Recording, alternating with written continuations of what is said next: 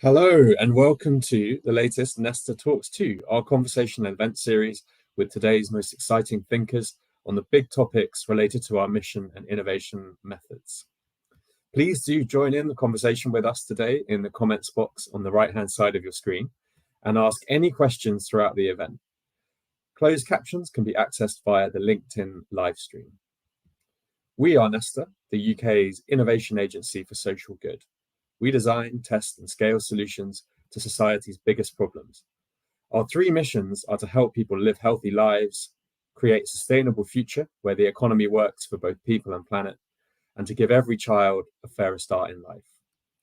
I am Tom Simons, Deputy Director in the Fairer Start mission, and I'm delighted today to be joined by Christian Bunting.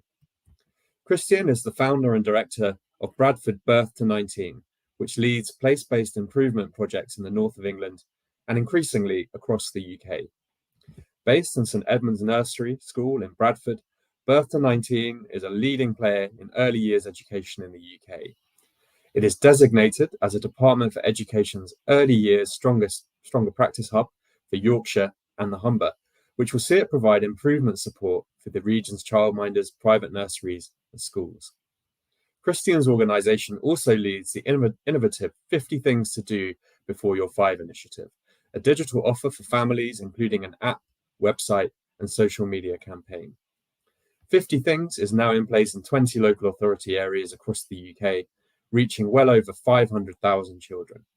Christian's interest is in research and data-informed strategy, which connects health and education policy, enabling sustained progress and outcomes for all children and young people, especially those growing up in disadvantaged circumstances. Christian, very warm welcome to Nesta. How are you?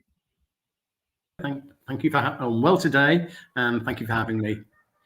Brilliant. Well, what we're going to do today is we're going to have a kind of 20 or 25 minutes of just me talking to Christian about the work he's been doing with Bradford Bertha 19, and then we'll take some questions from the comments as they come through. So to kick us off, Christian, I wonder if you could just tell us a bit about yourself and the inspiration for your work on Bradford Bertha 19. Yeah, of course. It's a tricky question, that really, around my inspiration, because I suppose I'm a person who's not really ever had a particular plan.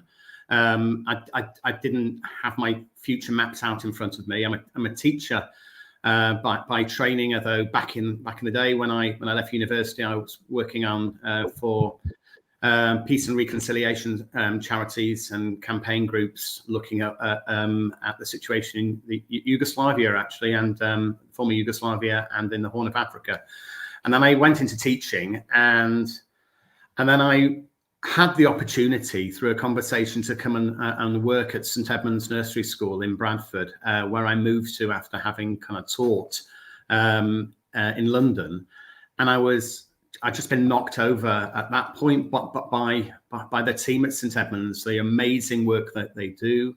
It's part of a federation of two nursery schools working in Girlington and the Manningham areas of central Bradford.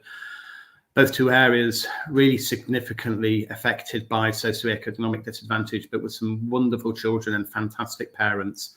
And the team there just knocked me over with the wonder of the work that they were doing.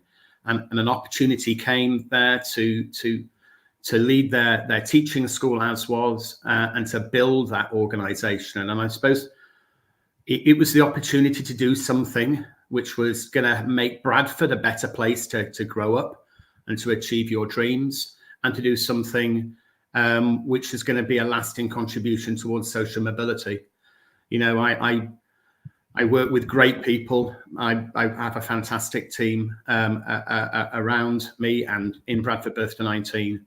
And we're all motivated by trying to do the best we can to challenge the system and to provide some solutions that are going to lead to reduced health inequalities, improved educational outcomes, narrowing of the gap.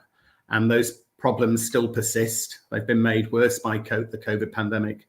But that's what motivates me. That's what motivated me to kind of build this organisation.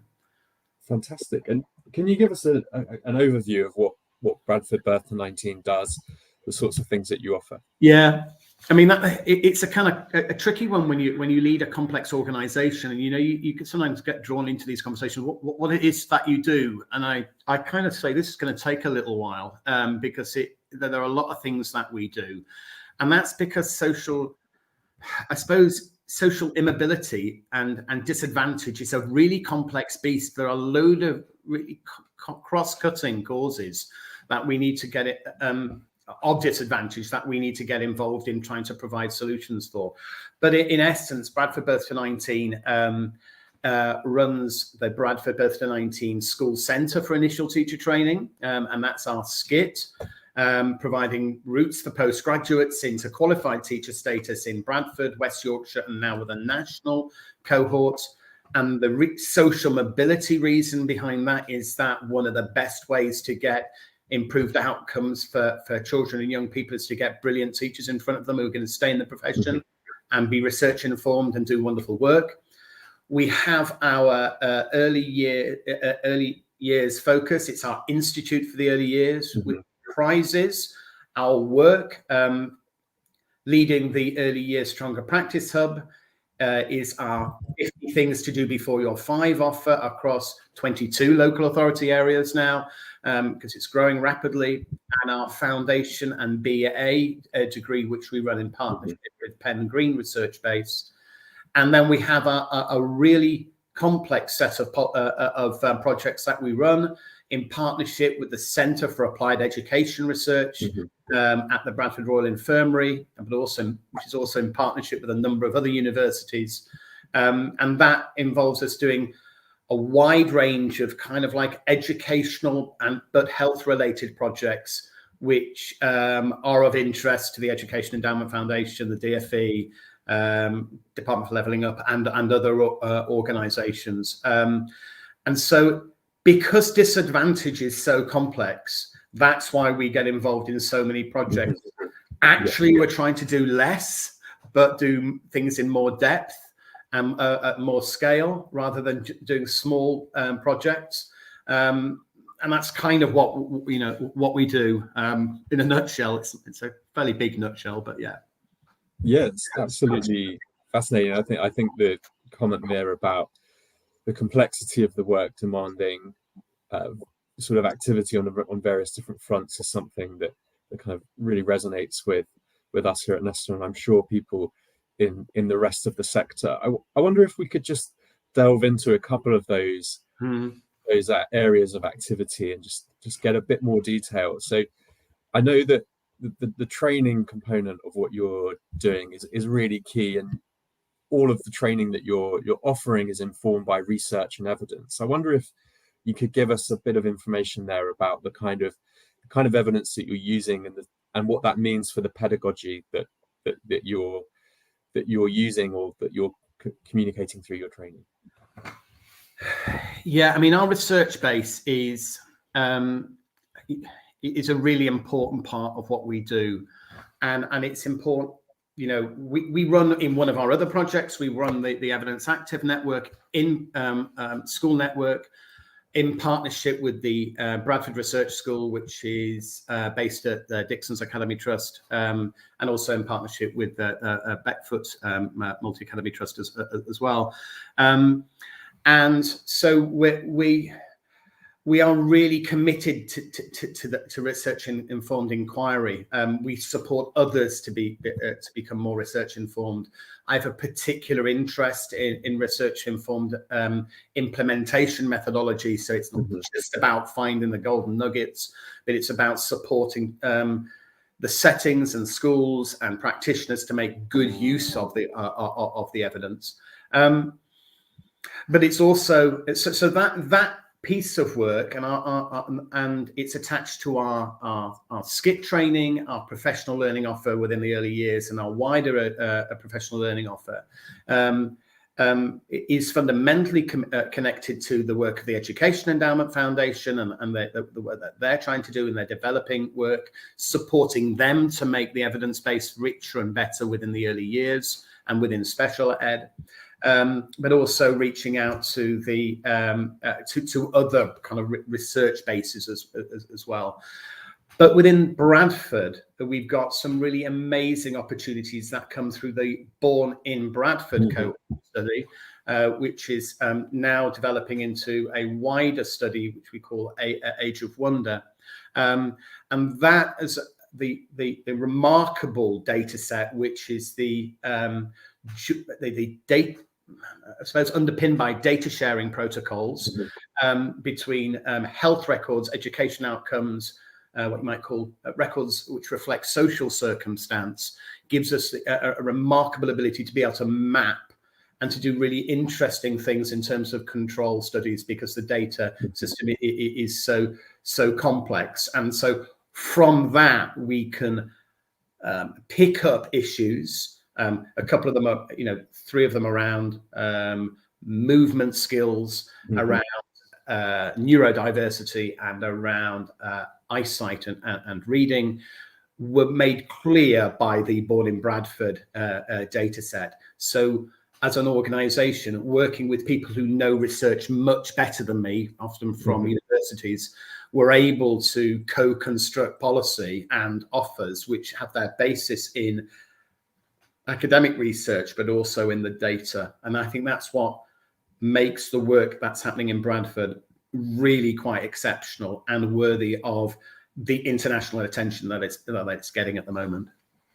Yeah, I know it's really kind of certainly nationally leading work, if not world leading work, with data sharing within that cohort study. We turn now to 50 things to do. I'm sure our listeners or viewers today will be aware of it. I've enjoyed seeing it in various nurseries that I visited over the last year or so. I wonder if you could just tell us a bit more about where that came from and what inspired the activities that are within it. Yeah, so it's come from the practice at St Edmund's Nursery School. It's based around that. And it's used in our practice at the school now. St Edmund's and Lillycroft Nursery School Federation both have been judged outstanding for more than 15 years. And anybody who knows the early years inspection framework will know that Ofsted come in knocking on your door much more frequently than you would do if you were in any other kind of institution.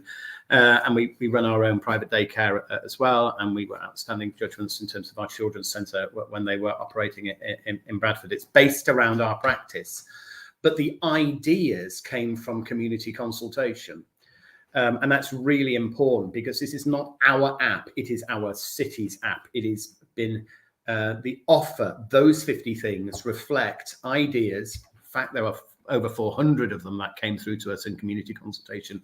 And we've kind of like pushed them together and synthesized them and gathered them together into age and stage appropriate offers, which reflect local context, local culture, local social capital. And we put them together. We made sure that they were research informed. We made sure that we were using specialists from the special needs sector to make sure that they were really properly accessible for ages and stages. And we made sure that they were respectful of and inclusive of children right the way through from being born right to the age of 5, that they were available and guided by the principles of being low cost and no cost. So it's supporting, I suppose, our attempts to be socially inclusive. And those things have evolved as well over time. So we continue to change them, we add resource to it, and we add depth to our offer to families. It's underpinned by really solid, decades of high quality early years pedagogical understanding. And the fundamental principles are around the benefits of experiences with your family, leading to improved outcomes in language, in early learning, improved health outcomes as well, and improvements in terms of self-regulation, mental well-being as well. We're trying to set out things right so that children can do better later on. And the evidence around the value of early years in leading on to improved health outcomes and education outcomes across your lifetime are very strong. Mm. And so important, as you were saying there, about the development of it to be including both the voice of community and parents and of experts as well in child development. What's been the reaction to it in nurseries and from parents? I mean, it is so intuitively straightforward. So the reaction is really, really strong. We don't have pedagogical disagreements with it. We don't have parents thinking that it's not for them. And I think because it's got, people should go and have a look at it. They should go and download our app. Even if they're not from Bradford or from one of the other 22 local authority areas, it's still, you can get a sense of what it is. But it's got photographs of children from Bradford, permissions in place, but photographs of children from Bradford and local resources and local parks and local wild spaces. So it looks like it's been created for that local area. It's been created with those people who are from around our area in the app themselves. And the co-construction element that goes alongside the creation of that app, where you speak to parents and grandparents about things like the best places to gather conkers, or to whether crocuses come through in spring, or the best place to play poo sticks, or whatever it might be. Those little bit nuggets of community knowledge then get put in the app. So it looks like and feels like it's their app. So the reception is really, really strong. Yeah. The co-construction makes it their app. This is our app. A load of communities in Bradford and in the other areas that we work have had experience of people from outside coming to improve their communities, and they have resistance to it. Yes. They don't have resistance to a local offer created by them, backed up with peer-to-peer workforce, which is what we use to inspire communities. It seems to work really well, and that's why we have got such positive levels of engagement. Over time, we regularly, in all our local authorities, are moving towards 25-30% of all families in our areas having picked up the 50 Things to Do Before You're 5 app offer on their phone, and we can see how they're using it. So I think it looks really good. We've had a really successful intervention here, really.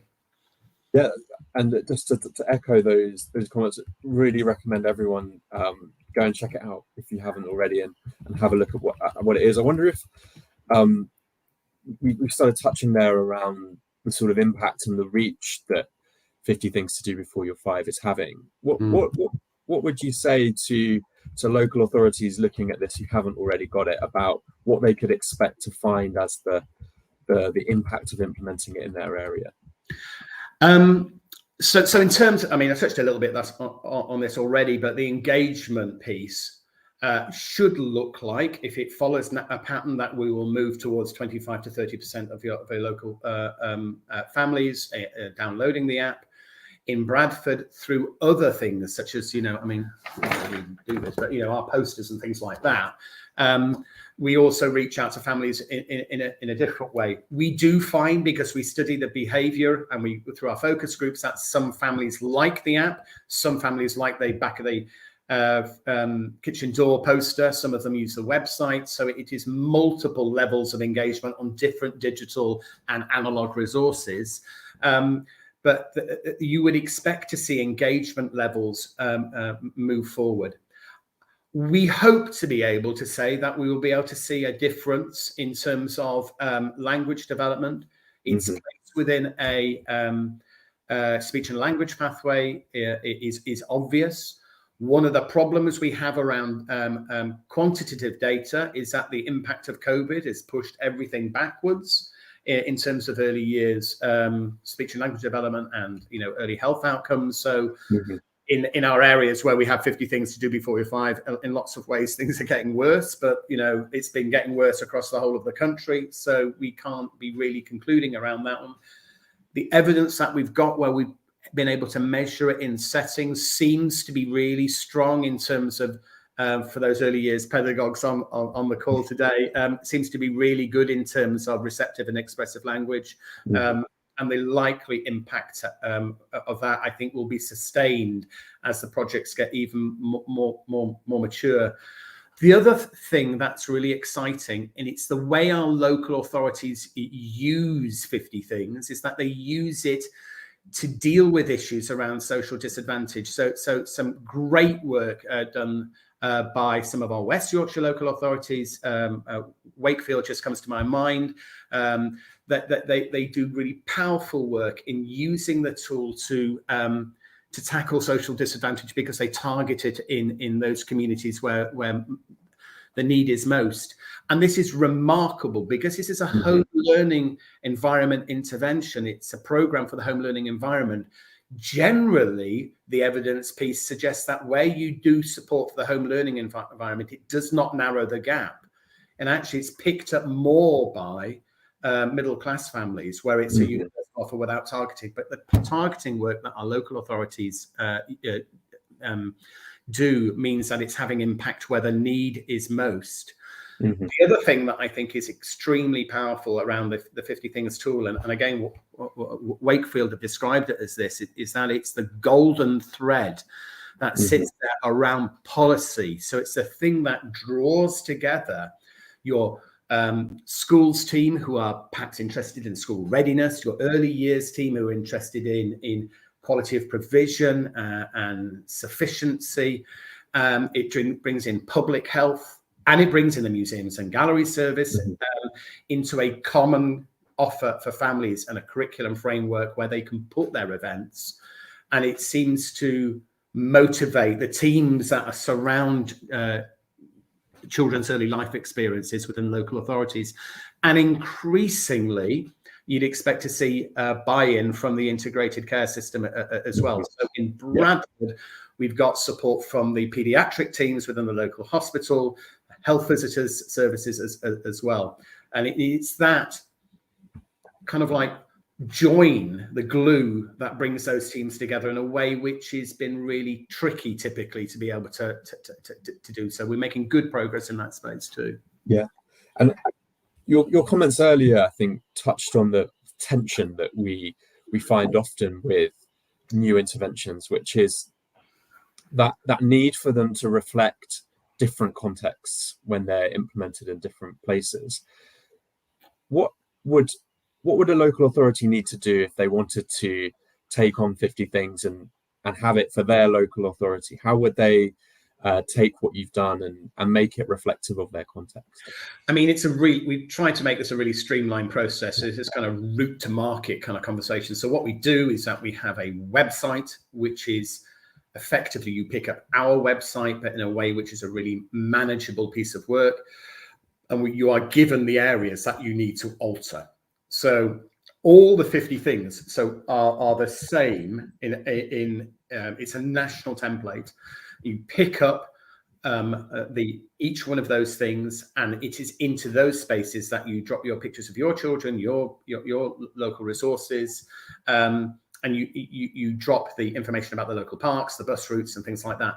It's just relatively straightforward, relatively straightforward piece of work, and it takes a little officer time. We have gone from commission to launch in Sheffield during COVID in 2 weeks.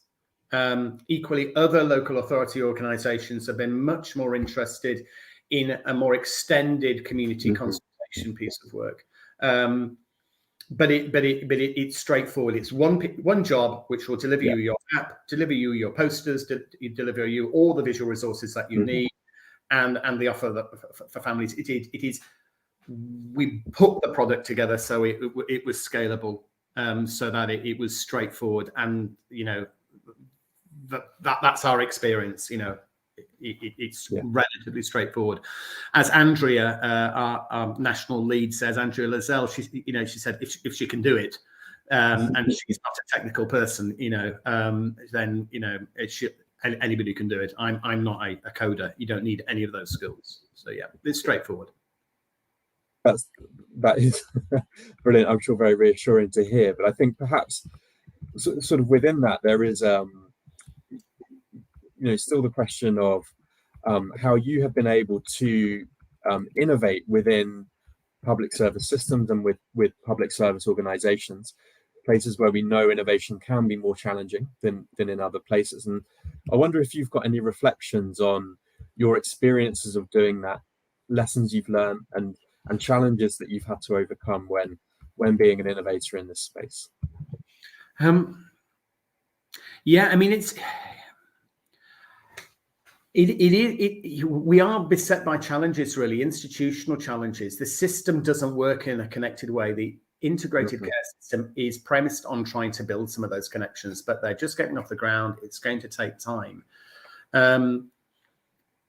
Having said that, the quality of the product and the support that we give it, the fact that we're passionate about it, and to be honest, we meet with people who are really committed to it. The people in the local authority, it's successful in our other local authorities because it's driven with passion and determination. And where it's driven most successfully, it's with commitment from the top, with resource from the top, to make it not just an offer for a family, which is just an app that's out there, but that it's connected, like we do in Bradford, with community activism, with a local project officer, with some additional resource support from the voluntary independent sector or from local charities or local businesses. And that makes it work. But actually, for reasons which I think around how straightforward it is, and it's been very, very easy to kind of like to get into the mix, really. People see that it speaks the language that they're trying to speak, and so if you're coming at it from a health perspective, if you're interested in public health, if your concern is around childhood obesity, it's around cardiovascular health, if it's around early supporting kind of like positive mental well-being, we should say, you'll see the space, you'll see this happen, you'll see that it supports your outcomes.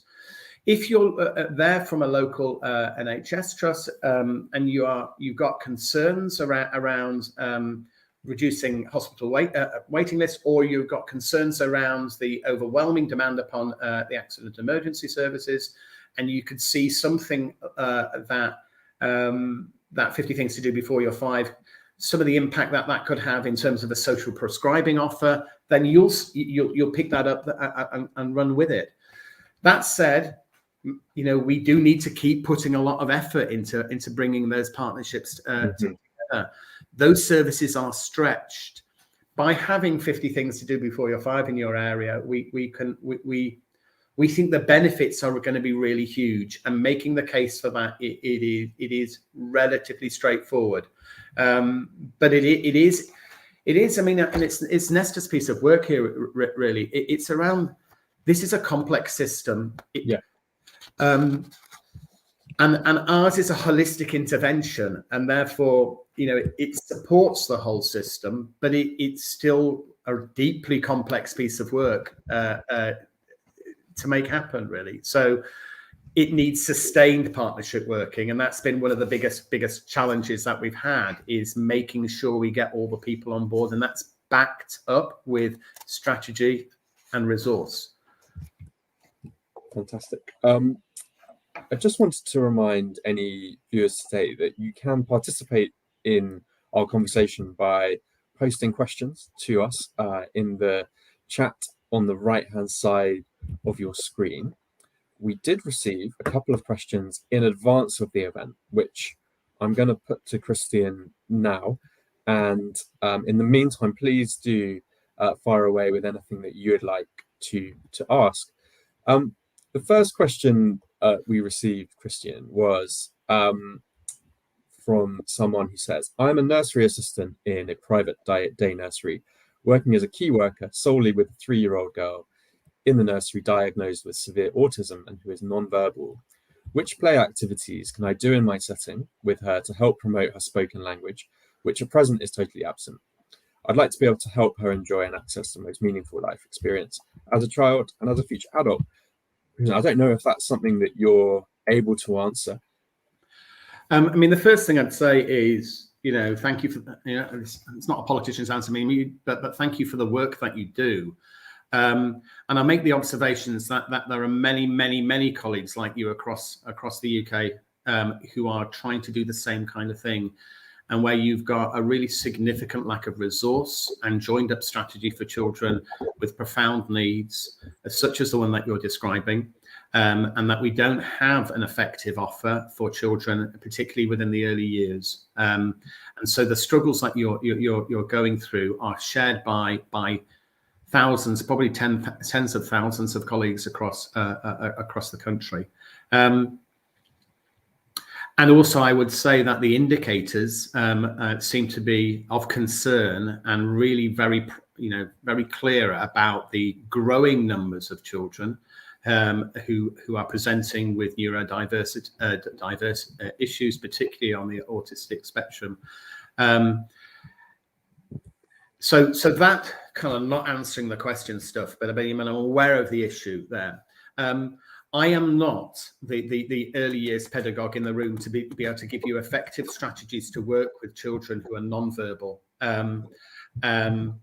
But there are people out there who are in the right space to be able to give you those answers.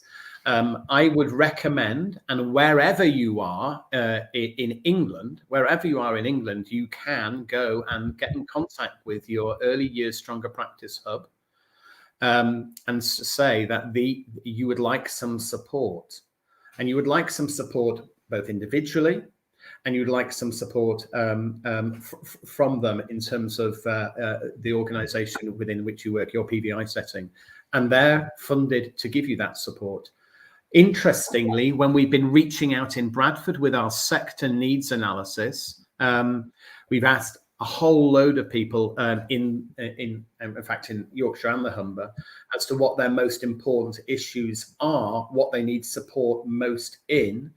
The first one is around speech and language, which is not surprising. The second two are around SCND and neurodiversity. And so there's an obvious presented really significant need around I suppose around this space. I'd also ask, suggest that you get a look really at the Education Endowment Foundation resources that there are. I make the critical observation is that they're not at their strongest point in terms of special needs, but they have got a new released early years evidence store, which has got work specifically focused around language. And there are things that you should be really worthwhile looking around social communication and other strategies there, which I think would be worthwhile you having a look at. And they've got really a lovely selection of video resources for you to have a look at. If you don't know where to look, I've asked and I've suggested that my email can be shared. Get in contact with me personally, and I will put you in contact with your local early years stronger practice hub, because I know the lead officers for all of them, and we'll make sure that you get through to the right people. Fantastic. On a slightly different tilt, the next question we had in advance was, what would be the top 3 reforms that need to be made to the early years sector to improve outcomes for disadvantaged children? So just a small question there, Christian. I mean, you have a staffing situation within the early years, which is in crisis at the moment, and is particularly in crisis within the private voluntary independent sector. You have a recruitment and retention issue. You have a really remarkable level of churn within that sector, and you have I suppose really significant issues around leadership. You are having PVI settings that are closing. You are having childminders that are giving up because they can no longer make it work. We are in the middle of a cost of living crisis at the moment, and that's being most sharply felt by those colleagues who are paid the least. And so my first reform would be to say that we need to fund early years properly. It's really deeply inappropriate that we ask colleagues to do some of the most difficult work that there is out there. And I would say exactly the same for the care industry, I might as well, to do really difficult work and to pay them very poor wages. So my first thing would be to around government taking leadership in this one and finding a way to make our early years workforce paid a better wage.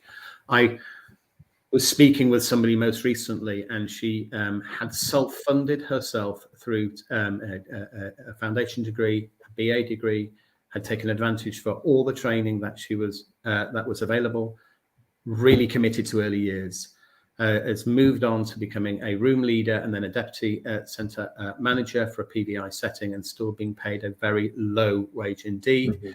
And was able to take on a job working for a car dealership and was paid £15,000 a year more.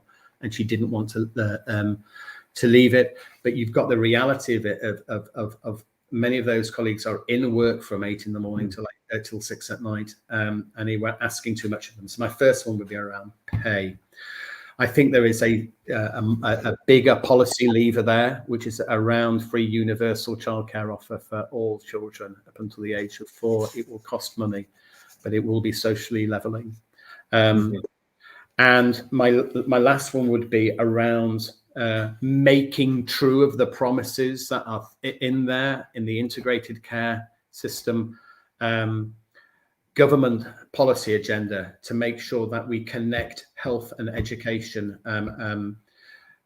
policy in a meaningful way, that it's aware of social circumstance, because at the moment, outcomes for children and young people are going in the wrong direction. So I described this in Bradford. There is a lovely middle-class area in the Bradford district, Ilkley, and I'm at work in Manningham and Girlington, or you could go to Homewood, or you could go to Ravenscliff. And it's about a 10-mile journey by the crow flies. And on that 10-mile journey, you go on a journey which also takes you on a 10-year life expectancy difference journey as well. And I think it's 13 or 14-year healthy life expectancy journey. And we need to do something about this. We need to continue to do something around social disadvantage and around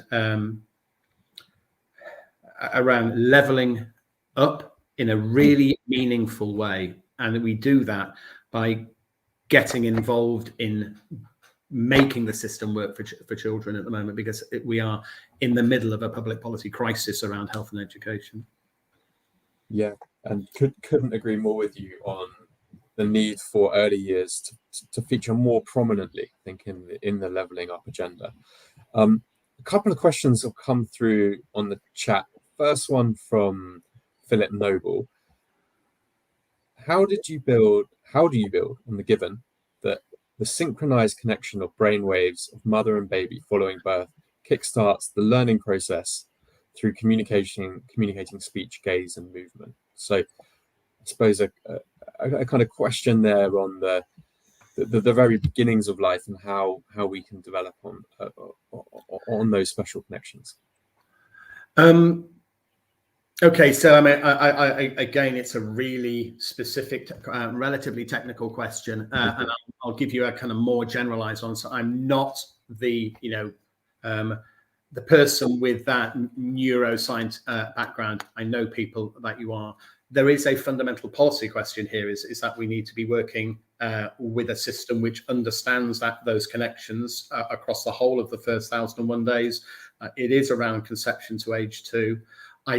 The premise of the question around work is accepted by me. It is about working with families and working with mums and working with them all the way through those first 1,001 days. How do we get a policy offer that understands that is a tricky question. In those local authority areas where you've got the family hub and Start for Life offer, you've got the opportunity to influence a delivery to make sure that the questions you're rightly raising around neural pathway development, for example, in particular, are listened to. I'll just give you for instance, and I apologise for being a bit of a politician, not really answering the question and passing it on to get in contact with the people who know more about what they're saying than I do. But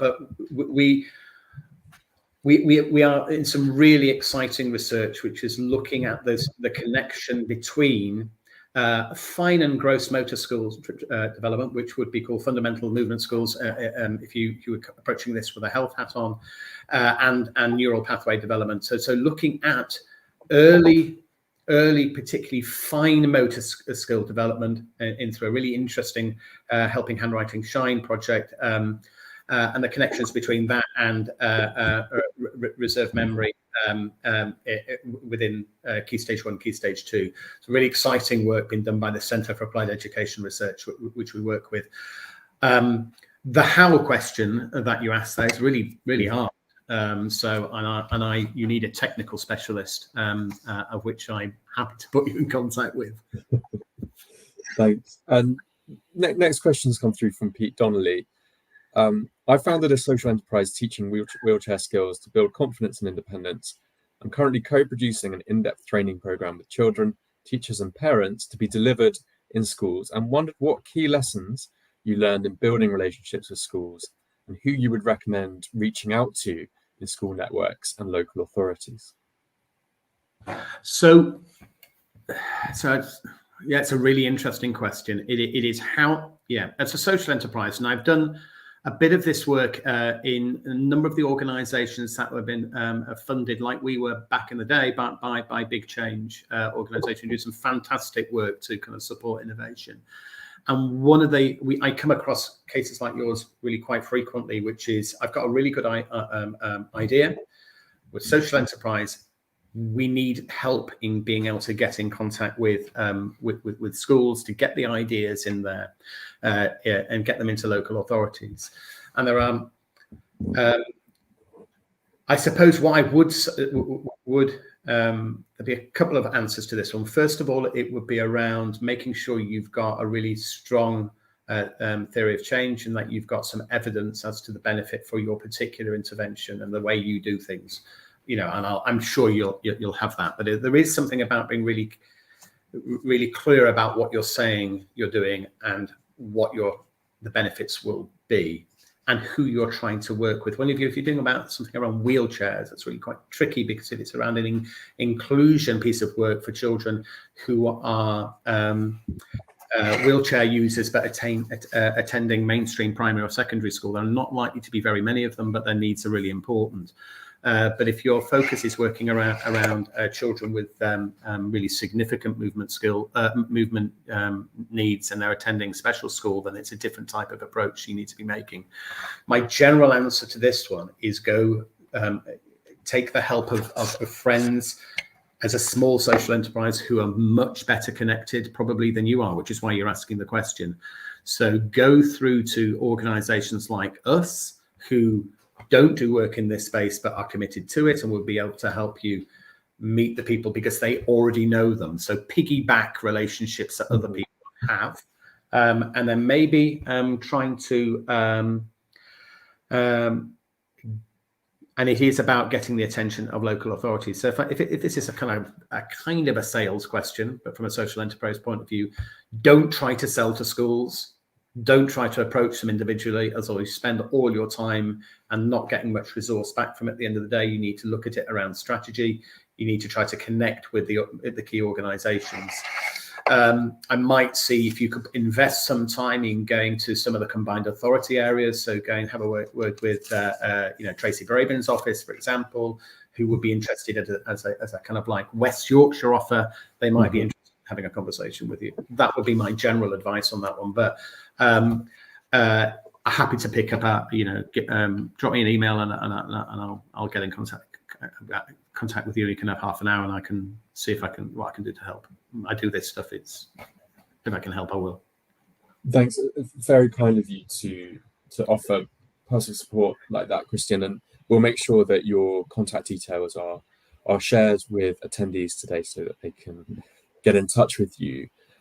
I'm going to invoke Chair's privilege now to ask you another question. And maybe a slightly unfair question, Christian, but you mentioned earlier that some of this is the work of Nesta, what you're doing. And I just wondered what you would like to see from organisations like Nesta, who are there with a similar mission, but who are perhaps not based in particular places, but have other resources, networks, and such.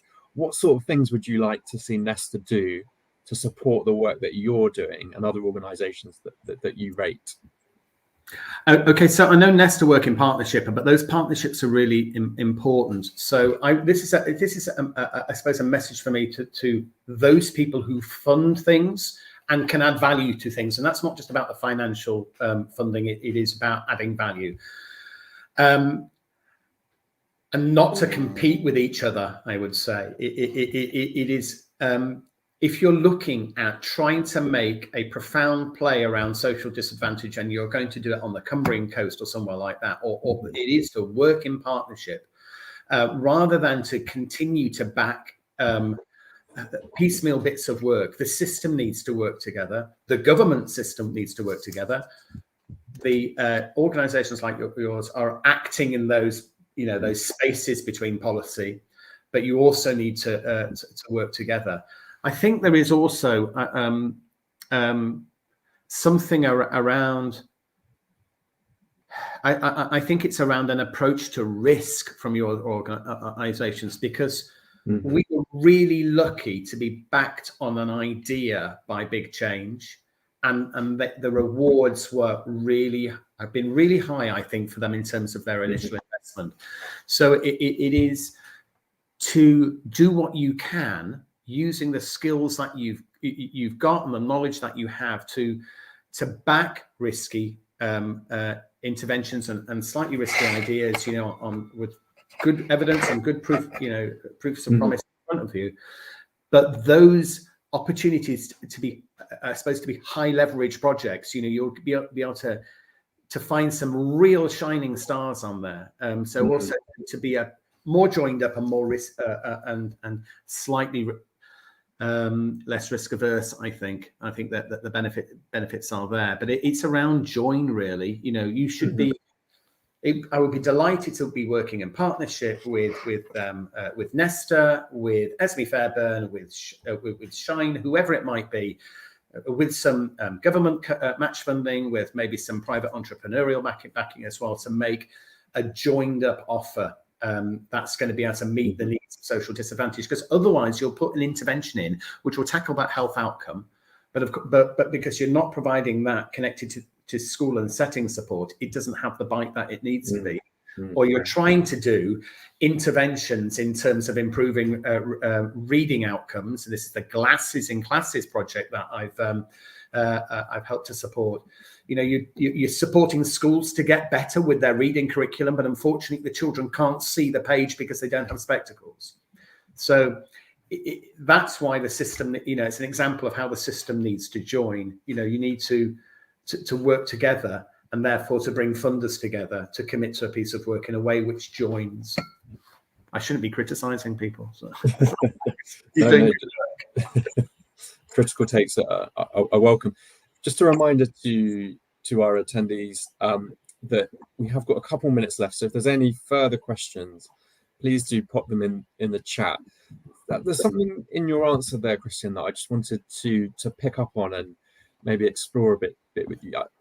You made a very good point about risk and about risk tolerance for new ideas, and I think that is incredibly important for the pursuit of innovation and of sort of transformative ideas.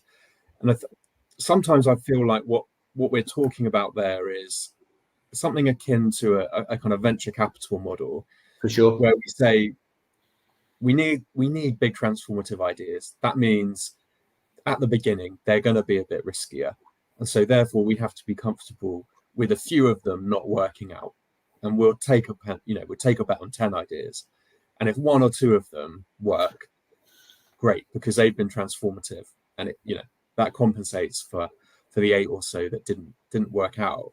And I'm sort of persuaded by that intellectually, but I suppose sort of practically, as an organization that does occasionally fund things and has sort of financial resources, I wonder what you would look for as the sort of signals that these are transformative ideas. What are the things that would give you the sense that these are bets worth taking?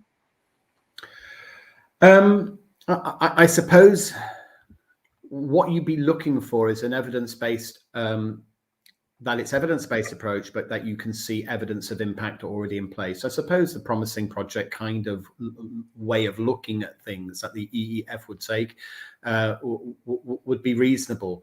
It's also about taking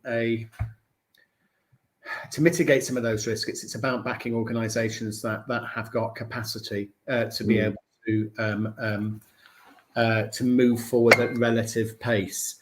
So if you're one person working on something, it's tricky to get enough of you to be able to do the thing that you need to be doing. So it's better to, I think, support an innovation from a medium-sized organisation which is still agile enough to be able to move at pace, rather than to backing a very large organisation, or rather than backing a kind of like a tiny one. I think there's also a really important role to be played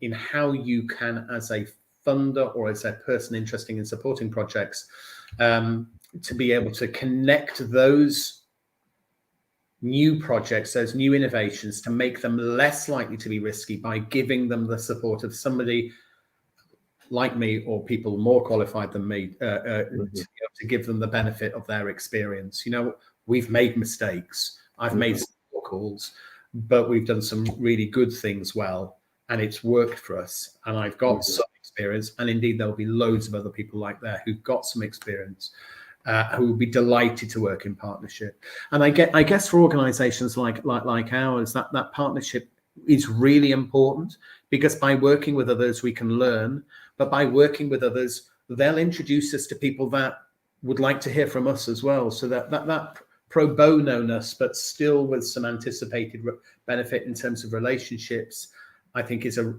something worthwhile backing as well. It's helped us, and I've helped others as well, and it's the right thing to do. And I guess, without trying to sound all wonderful, if you behave well within this sector, then people will work with you. And if you are, it's treat people as you want to be treated, and the results will generally come. As a sort of final question, Christian, as we round out the session, I just wondered if there's anything you could tell us about what's coming next for Bradford Bertha 19 and the 50 Things series.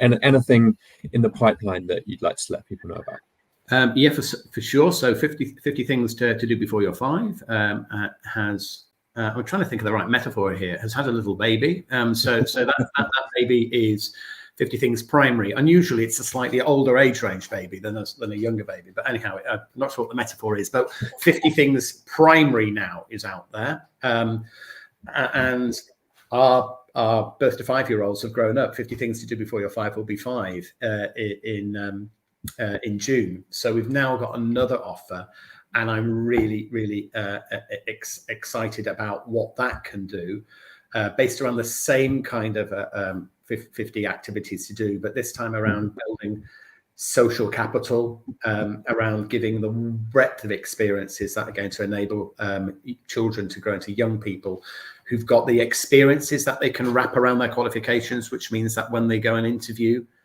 they can talk with the breadth of life experience that are going to mean they're going to get, to get the job, and also inspire them to kind of like go and do things that they've never done before. So that's